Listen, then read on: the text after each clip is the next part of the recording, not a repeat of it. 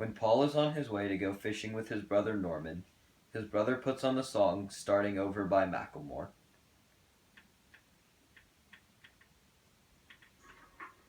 When he hears the song, he realizes exactly why his brother is playing it, as he has a severe drinking problem, which is leading him to make extremely bad choices. When he hears this song for the first time, he realizes that if he wants to keep his relationship with his family intact, as well as continue to be a successful person, he needs to make some changes in his life. After Paul quits drinking, he begins the road of making better choices. He has also been experimenting with some new music. He hears the song Save That Money by Lil Dicky. He then realizes that he has a gambling problem, and it is also time to give that up. He understands that he cannot just stop and not pay his debts, so he decides to go into the poker ring and work out a deal. He understands this may be dangerous, but he has a plan.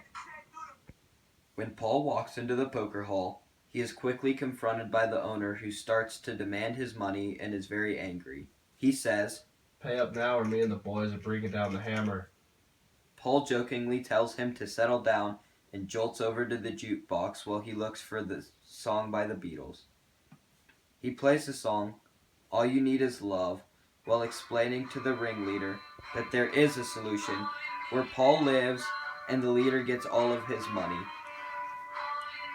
He also explains that although he himself has been known to have a fighting streak, he has reinvented himself through music and learned that violence is not the answer. They work out a plan where Paul can pay back the money he owes over a certain amount of time. Then they proceed to play a friendly game of Go Fish over some cherry cokes. Yep.